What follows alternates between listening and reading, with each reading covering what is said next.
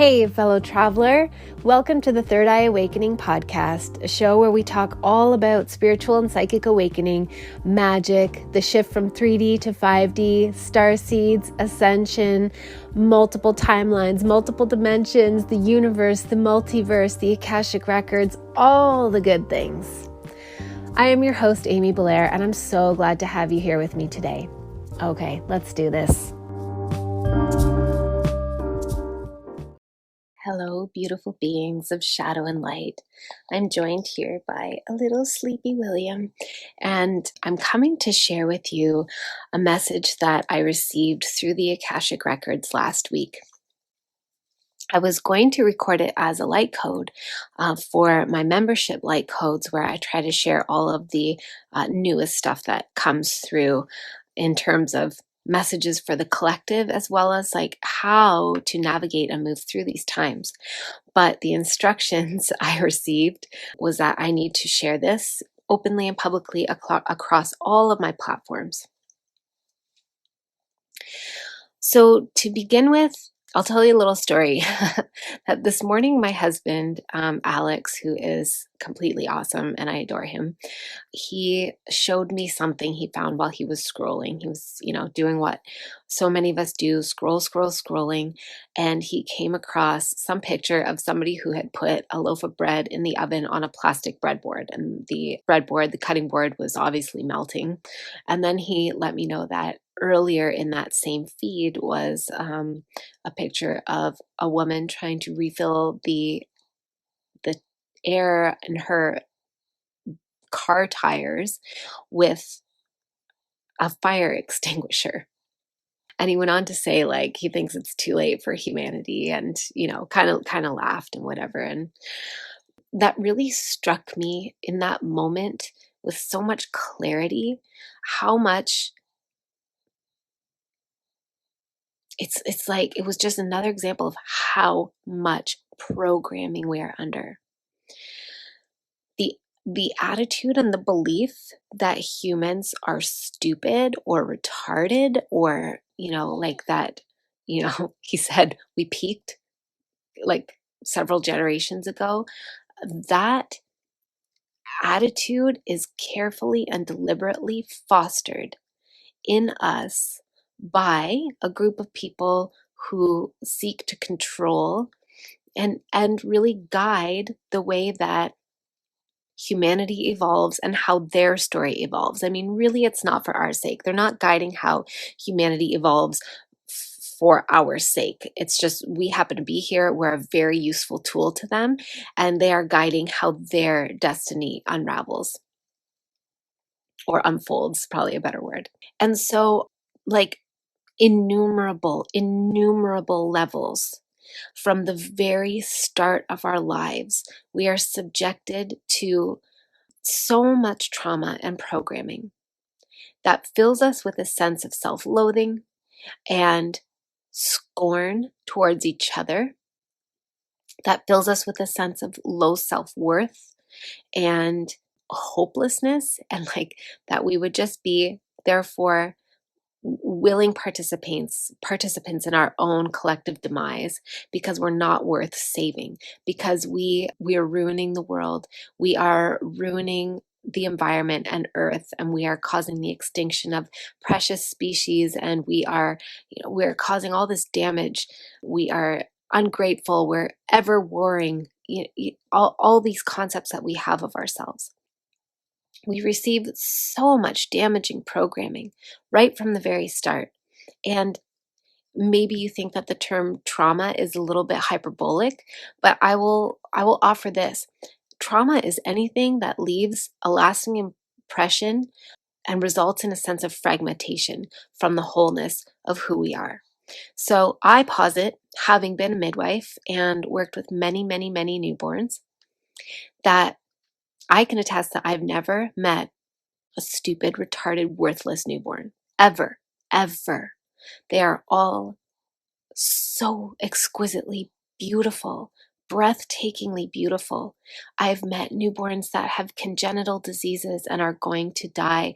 They're incompatible with life. Their lifespan will be very short. I have met newborns who were subjected to circumstantial injury and who are going to die. Their lifespans would be very short, my own son included. I have met newborns who are born with Down syndrome, trisomy 18, trisomy 13. I have met so many newborns, not just ones who are born perfect and whole with, all 10 fingers and 10 toes and, all the things that we kind of hope for our children. I've met so many newborns, and they are all exquisite, breathtaking beings. You look into their eyes and their deep pools into eternity. There aren't words. And I posit that we receive so much messaging right from the start that fragments us from that wholeness, from that knowing of ourselves as being so breathtakingly worthy and beautiful and miraculous. And we take on all these projections through our traumas, through the programming that cause us to separate parts of ourselves and delegate them into our shadow. And for anyone who doesn't understand what shadow work is, the shadow is just the aspects of ourselves that we have not yet accepted and integrated and fully confronted. It's the parts of ourselves that remain hidden in the shadows. Our conscious mind has not accepted it as part of who we are. And so we're operating in such a way that we think we're our own totality. We think we are our own wholeness. And there are all these aspects of ourselves that we've rejected, either, because of some experience of being bullied or some experience of being compared, or even watching somebody else be bullied or compared, or just hearing our parents make comments about what behavior is acceptable and what isn't. Or there's so many ways that we, out of self-preservation and the beautiful tenderness of our hearts as children, as babies, and certainly as adults, that we protect ourselves by, it's almost like building, I don't know, it's like building scar tissue or a scab or something around these parts of ourselves that we come to believe put us at risk of rejection, of ridicule, of death, whatever outcome the mind believes. And we shove it off to the dungeons of our, it's not even our subconscious, it's like our super subconscious, like really the dungeon of our psyches, to live out rejection stories through the entirety of our lives. And this is what we've been doing for generations. Having judgment and scorn and ridicule for one another only perpetuates that. It's an exercise in total futility, because we all have these things in our shadow, all of us. And that scorn, that sarcastic scorn, is simply a defense mechanism that comes from our own damaging, trauma-based wounding and programming that tells us that maybe we are also one of the lost causes. And I suppose I'm front loading this message, which this is not the message, with this little anecdote, simply to point out and to illustrate again, like, what we are really up against. In so many ways, I think the greatest obstacle is not the controllers who design this programming for us. It is ourselves and our own shadows and each other as we interact from that place of like super subconscious, from the trauma and the wounding and the shadow aspects of self-rejection, and what we perpetuate for ourselves. But this is not a message of pessimism. I actually have received several messages and finally just got the instructions like, this is to be shared openly. So at the beginning of August, I felt a big shift in the energy.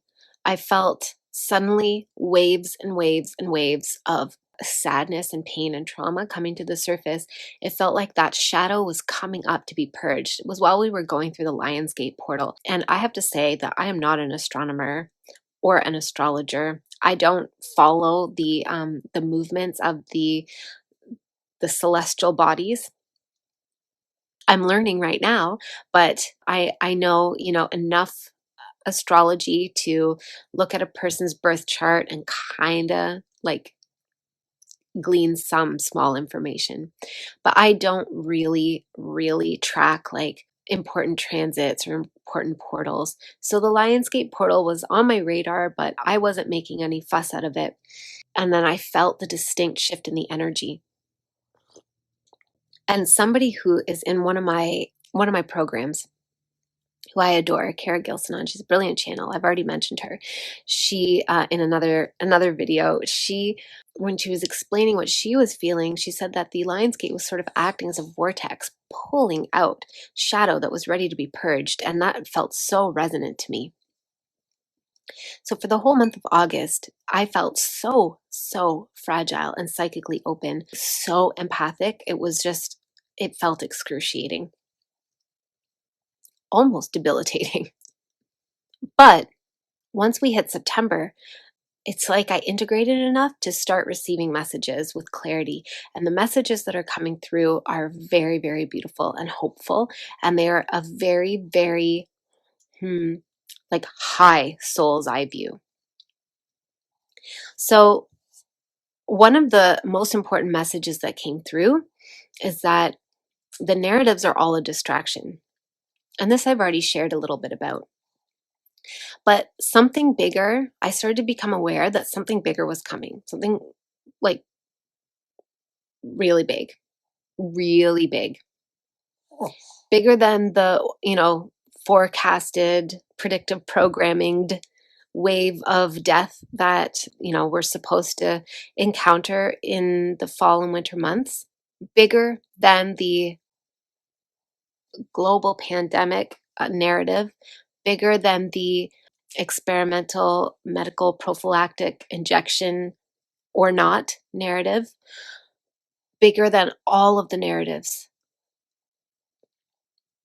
And for a while I was kind of feeling like, oh, it feels like something so big that it's something like a pole shift or like something really significant with the sun. And finally I went into the Akashic records, and the message that I received was that indeed something is happening. It's part of a larger cycle, a much larger cycle than what we can actually see and detect as humans. It could have to do with the precession of the equinoxes, with the tilt of the earth. But it also, what it was showing me is like, so it's a cycle, a season and a cycle. We've been through a cycle of darkness, and the cycle is coming back around to a cycle of light. And this really doesn't have anything to do with the new agey sort of stuff about like the 5D Ascension and all that. It does. That's what our human words are trying to talk about. But, it's not our experience of it is certainly not all love and light. Like, can I get an amen to that? I know I can. We are not experiencing it all as like, oh, it's beautiful ascension. It's just pure love and light. It is, it's very challenging for us. So there's this big cycle happening. And the message I got is that there's a ton of high frequency light coming in at greater and greater concentrations. I'm trying to find the correct human terms to describe it. So please forgive me if you're a very technical person and you hear me use the wrong term. I hope you will kind of understand what I'm getting at. It's like higher and higher concentrations of this very high frequency light, and it feels like it's coming off the sun. The quality of the sunlight is very different, but it also feels like it's coming off all luminary bodies. And even as I say this right now, I'm seeing that all bodies are luminary, because we are all connected by a stream of, I would have to say it must be like photons or electrons. I can't really I can't really know for sure, but even as I'm talking about it right now, I'm getting this increased clarity of like everything is connected with this stream of electricity. And even electricity is something so much more than we understand. Everything in creation is connected. What do I even mean by creation? It's like my best term to describe like the elegant organization of consciousness into physical matter and into non-physical organization. It's not just in the 3D, but we exist in the 3D, so that is what concerns us chiefly. So all of this light is coming in, and it looks like we are all connected, like as if we're on a strand of Christmas lights. And it's a strand of Christmas lights attached to a dimmer switch, and the dimmer switch is being raised. And this is just part of a natural cycle that is so much bigger than our human minds can, like our living human consciousness has been able to track. But it feels like this isn't the first time it's happened where humans have existed in this realm that we call Earth. And there are memories of it, but they have been obfuscated deliberately so that we wouldn't know. So all of this light is coming on board. It's connected to everything. It's almost like if we are all characters in a great dreaming mind, like just a giant dreaming mind, and we are all characters in that dream. That dreaming mind is a character in the dream of an even greater dreaming mind, on and on and on, all the way up. And all of the minds are waking up together. All of the dreams are ending, and we are coming back into full wakefulness.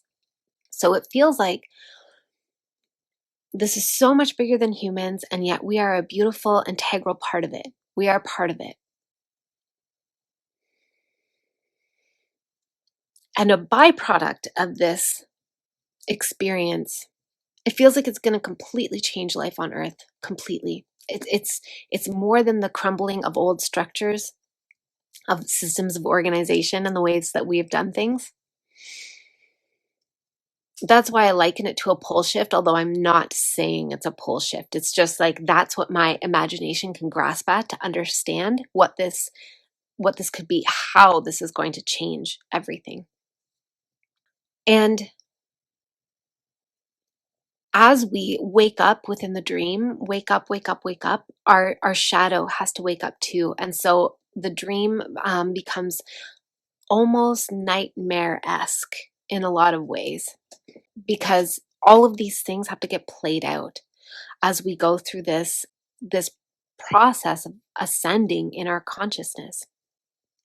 And ascending can sound hierarchical, but the way I'm seeing it is merely just that the light of knowing, the light of consciousness, the light of truth is infiltrating everything, infiltrating all levels of consciousness, including our own consciousness.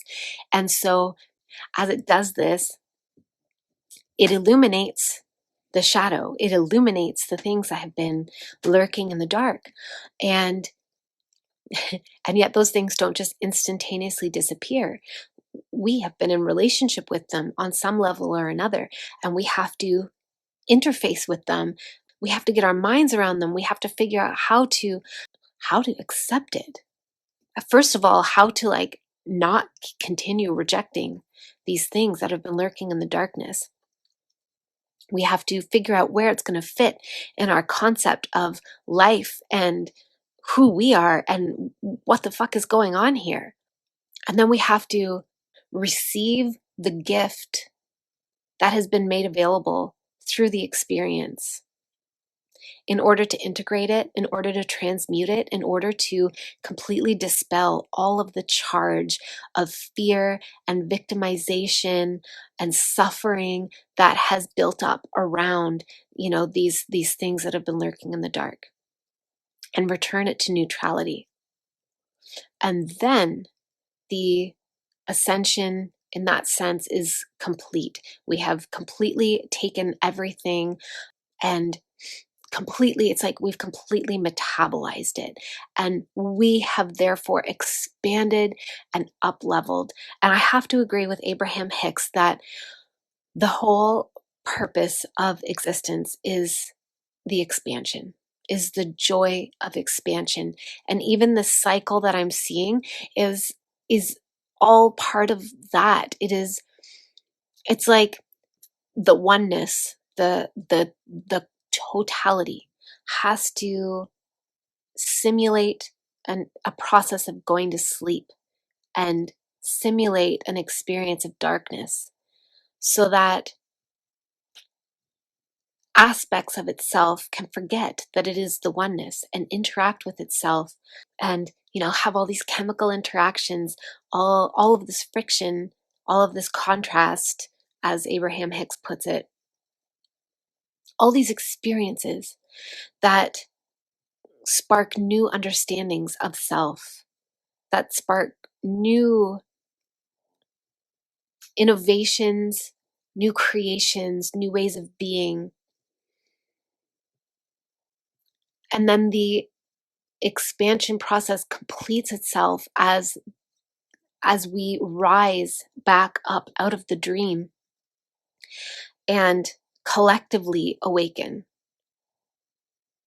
Again, not just humans, but beings, consciousnesses on all levels, on all scales, awaken and remember, like, holy shit, it was only ever just a dream. It was only ever a dream. And whenever I say this, I become really, really aware that it could come across as very dismissive of the true experience of suffering that people have here on earth. And I don't mean to be so dismissive at all.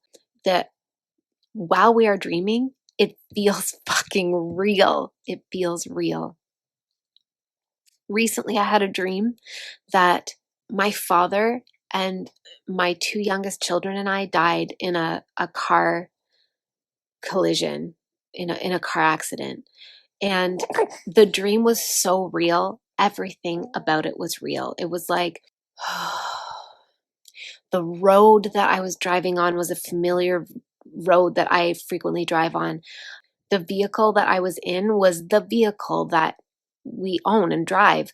The placement of my children in their car seats, the details of my daughter's eyelashes, the sound of my father's voice, the sound of my mother's voice, the sound of my own voice. And we crashed through a guardrail and took a nosedive over a really deep ravine. That was the only part of the dream that was not a complete imitation of my waking reality, is that there are no such deep ravines on that road where I live. So we crashed through a guardrail and we went over this ravine and I felt the lift. I saw the objects in the vehicle lift. I saw my daughter's arms rise. She was sleeping and my son was sleeping. And I knew as I looked down through the windshield at the, I don't know, like I guess I'll just say the depth of our fall, I knew that we were all going to die. There's no surviving this. There's absolutely no surviving. This was our death. And everything about it was so real. Nothing about it was dreamlike. Everything was linear, crystal clear. And of course I woke up and I was like, like it was so visceral. And in a sense, I was experiencing it, even though I woke up in this reality, holding my daughter, sleeping in bed in between my daughter and my son. On a level, I was experiencing it, and I had the emotional residue of experiencing it. And that's what's happening with us here. So I'm not discounting or dismissing anybody's suffering as I carry on with this message, or saying that this is all just imaginary. It's not. It is an experience that we are truly having, and yet it is not the totality of the truth. Not even the totality of the truth that is accessible to us in our human conscious minds. So there's something bigger happening. And a byproduct of this something bigger is all of this shadow coming to the surface, but it is also a lot of ascension. I'll call it ascension sickness, but it can also be ascension symptoms. Because as we are coming more and more online, whether we're consciously aware of it or not, what I saw is that it is happening for everyone. So even those people in your life that you look at and you're like, how can you not see? How can you be so asleep? They are coming online. It's just at a different pace, it's a different rate than you are. And it's because this light is coming in. I really hate using the word light because I feel like it just sounds so, it edges on like new agey, like love and light. But it is. It is love and light because it is the purity of undiluted consciousness and like conscious awareness. Okay. That's what's coming online, but it is actually light. It is light.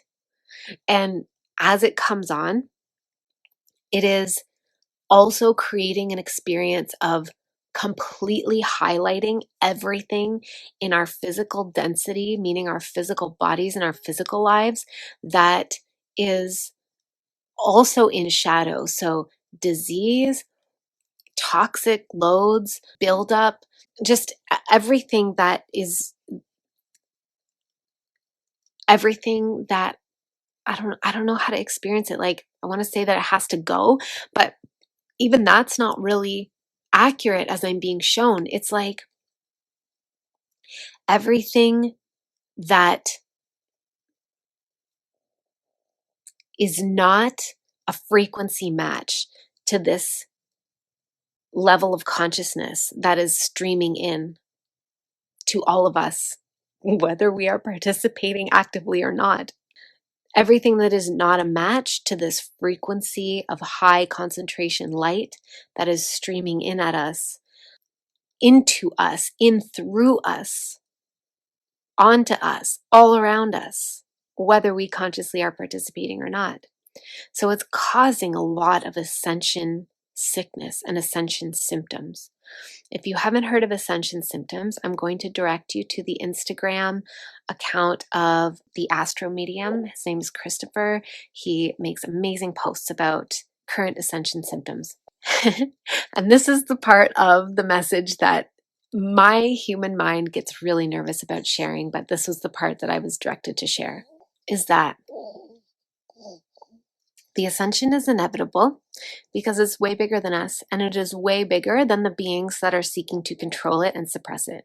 So don't worry, it's happening. It is, as I was shown, is the outcome to every timeline, every potential timeline, the worst case scenario timeline, whatever that may be for you, best case scenario timeline, whatever that may be for you, and every scenario in between.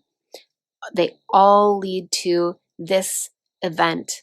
I posted a video some months back about timelines crumbling, timelines falling away, because we're all converging at this point. And the point is it's a full ascension, a full ascension. So it is bigger than us.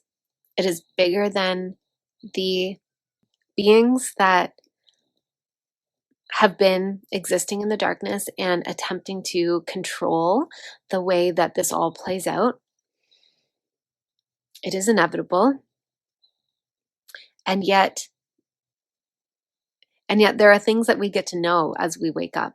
And one of those things is that the narrative of this illness, this highly contagious illness that is spreading and that we have had to bring our entire lives to a screeching halt for and completely adapt ourselves around, this narrative is a cover-up for the ascension symptoms and ascension sickness that is inevitably happening because we are on a cycle that is greater than anybody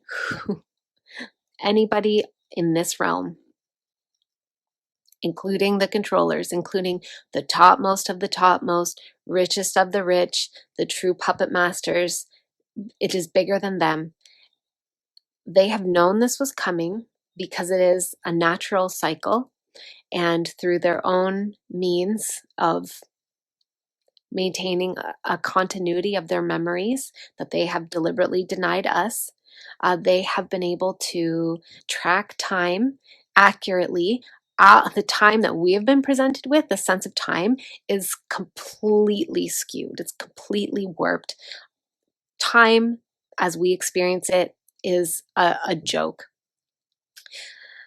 They have been able to accurately track true time and have known that this was coming.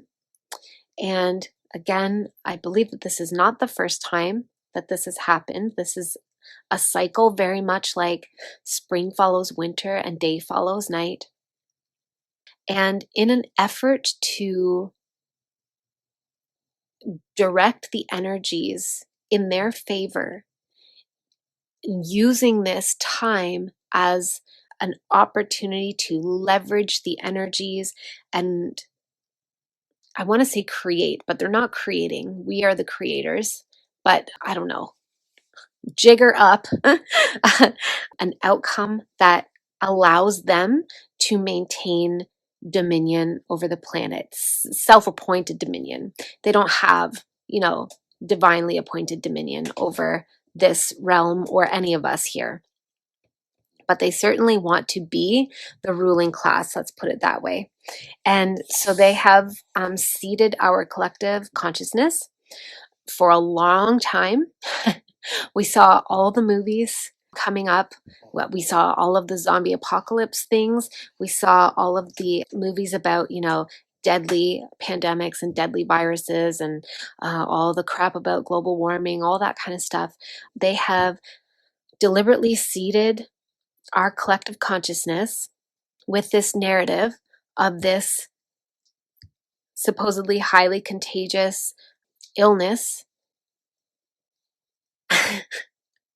as a mask for what we would naturally be experiencing through this ascension process. So, in no way am I saying at all that this is only in people's minds, or that people who have been sick with the thing, that it's all in their imagination, or that none of this is real. To the complete contrary, I'm saying that this is very real. It is just that our perception of it is totally wrong.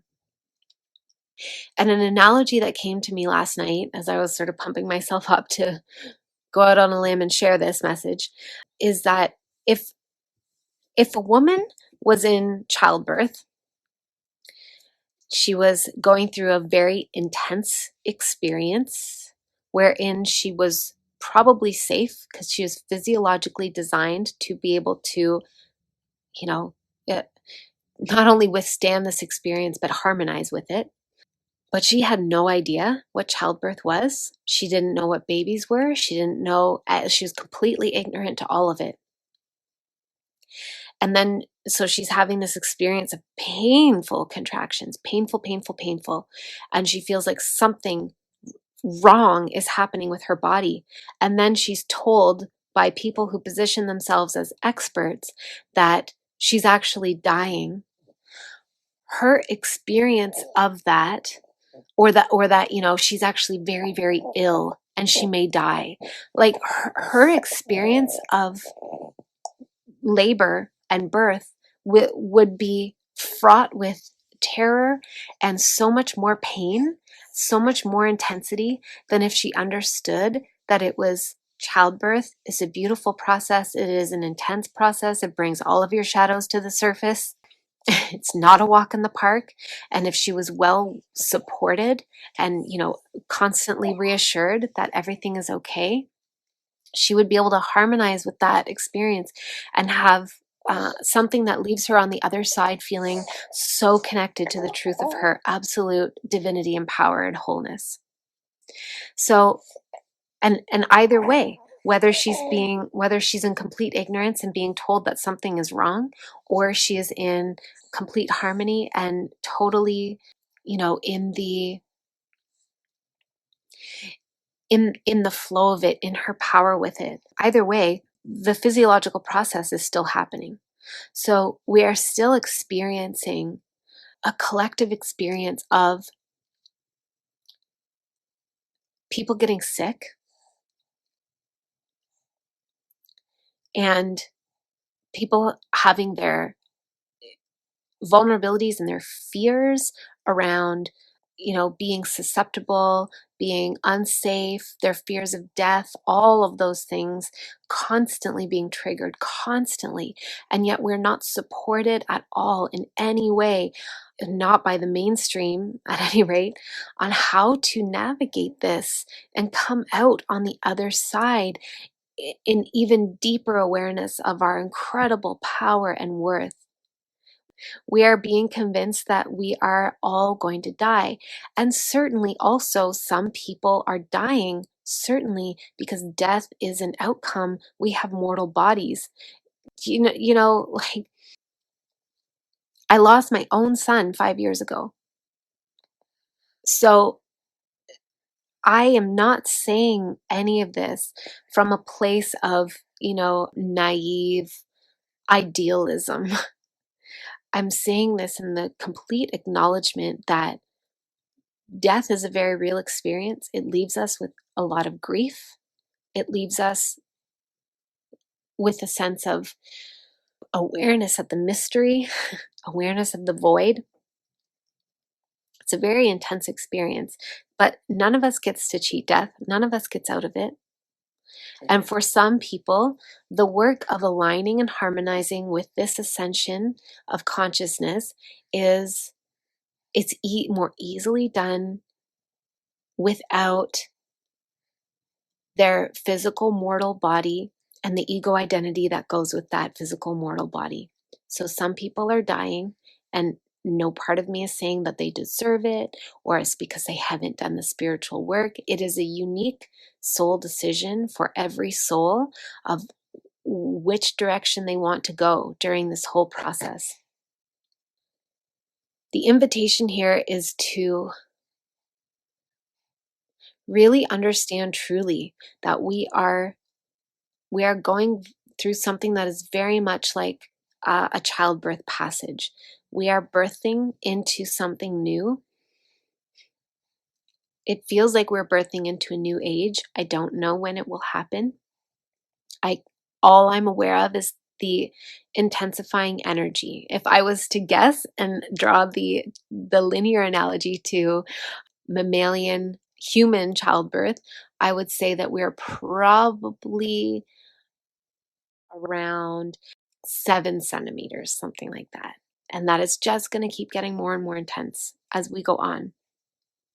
But if we can harmonize ourselves with it, and what do I mean by harmonize? I mean lovingly acknowledge our shadow as it comes to the surface.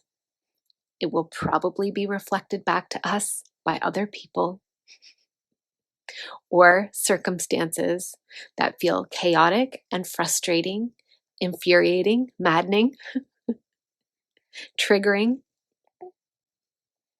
Acknowledge our own shadow lovingly and accept it. To accept this process, accept that things are not ever going back to the way that they once were. They are not. And that this is bigger than the narrative of, us versus the ruling class, humans versus whoever the ruling class is, because I'm not convinced that they are human.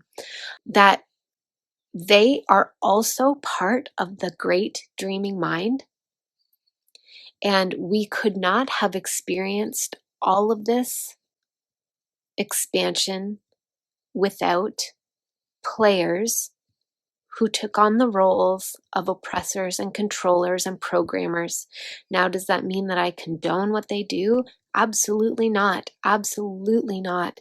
And yet, the goal is to, within your own energy field, as you think about all of these narratives that are running through the collective right now, and you bump up against the ones that trigger you and make you feel, some kind of emotional reaction of disempowerment. When I say harmonize, the goal is to meet that scenario and blend your energy with it so that you are no longer bumping up against it, because you're not feeding your power to it anymore. In that same trip into the Akashic Records, the imagery that was given to me on how to do this is like knowing that everything that you encounter is a projection of you. In no way would I ever, ever, ever say that the people around us don't exist, that they're just all projections of ourselves. That's not how I experience life, and I just feel like that's a little bit too reductive. But if I'm, say I'm arguing with somebody in my life, the argument is the projection of my own self. It's the projection of the part of me that where I feel disempowered. And I'm projecting that disempowerment onto somebody else or onto a circumstance or a scenario that I'm experiencing. And the imagery that I was shown is that it's almost like a binary star. So the thing outside of you that you're in relationship with, that you are, in a triggery confrontation with or a triggery dynamic with, that thing outside of you is like the other star. So you are a star and the thing is the other star. Who gets the light? Are you going to let your light be siphoned off into that projection? You can't see my hand movements, but I'm like trying to illustrate this with my hands. Are you going to let your light, meaning your power, your consciousness, your self-love, your self-worth, your self-forgiveness, your creativity, are you going to let that light be siphoned off onto this projection? Or are you going to understand that it's a projection and find that place of harmonic neutrality where you can accept that it is what it is? Even if it's triggering you, it is what it is. And you don't need to project your energy off onto it anymore. You can be in your power. You can hold your power while this other thing exists. And when you get there and you can maintain that, the illusion fades and the conflict is gone. It just goes away because it has no fuel to keep it alive. We are the ones that imbue everything with life, everything that we are experiencing personally with life force energy, but it's our life force energy. So the invitation is to harmonize with what is happening. Harmonize. If you get sick, know that there is a gift available for you in it. And I don't say that lightly. This is not coming from a place of idealism. This is truly just the guidance I've received through the Akashic Records for the collective. Know that there is a gift. There is something. There is a shadow aspect of you in here. There is something being triggered. It's an invitation to look at it and to soften around it, to stop siphoning your power to it. Maybe it's fear of death. Maybe it's fear of long-term damage. Maybe it's fear of loss of income. Maybe it's fear of being ostracized. There are so many different scenarios by which it's playing out for everyone because there are countless unknown variables for each individual. But the ultimate message is that this is happening whether we want it to or not. Just like childbirth, the baby will end up on the outside of your body one way or the other, regardless of whether you understand what's happening and regardless of whether you are participating with it. When you can participate with it, it is it is nonetheless intense. And I say this having recently birthed a baby. It is nonetheless intense, and yet it is like the most empowering medicine journey imaginable. That's what's happening here. You can harmonize with it. You can make the most of everything that is bringing to you, even if it's like, we feel like we're just getting like hammered with triggers on so many levels in our personal lives, in the collective, in the media, in our communities, in our politics, all the ways. All of it is presenting you with a further opportunity to awaken within the dream, awaken within the dream, awaken within the dream, to remember that you are the dreamer. You are the dreamer. And as you awaken, things start responding to you quickly. They start responding to you as you change your energy. The external world follows and it changes to match you. Watch, try. I've been practicing this for several years now. It's quite amazing. The ascension is inevitable because it's bigger. It's bigger than the controllers. And furthermore, that they are ascending as well. They are ascending as well, and yet they are going to probably fight tooth and nail until the very last moment, till their death rattle, because they, in a sense, have gone deeper into the illusion, deeper into the dream than we have. They have identified with their dreaming character, their dream character, their avatar character more deeply than we have. It's going to be harder for them to harmonize with this. But they are still of the same great dreaming mind that we are of. All of the narratives are a distraction. They are all symbolic scenarios through which we are playing out the awakening. And this narrative of an illness that is spreading rampantly through the collective and is going to result in so many deaths is actually just a cover up for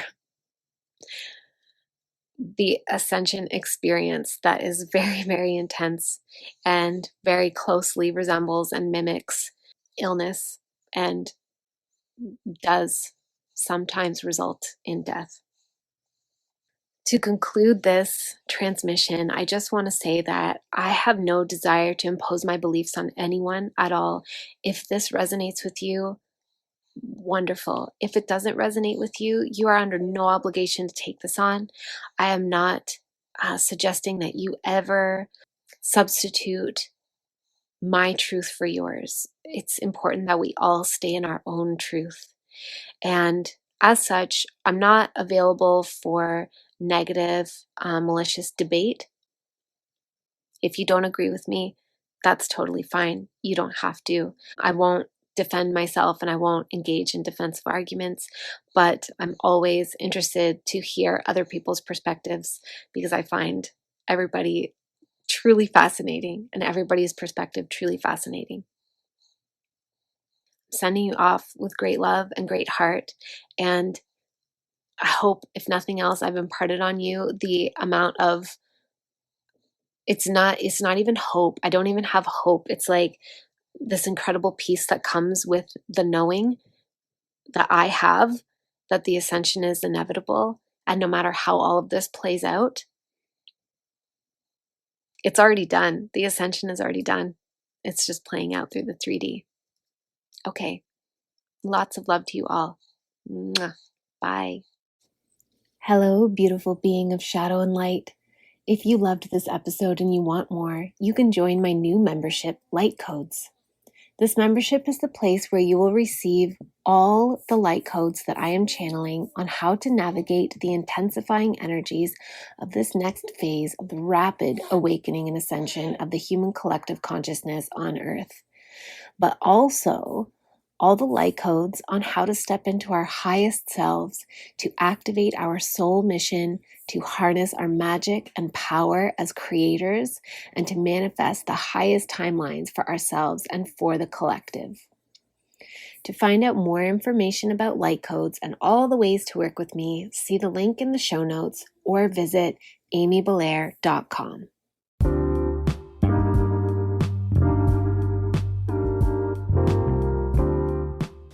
Thank you so much for being here with me on this episode. I appreciate you more than my words could ever say. Please remember to rate, review, subscribe, and share, and I will catch you on the next episode.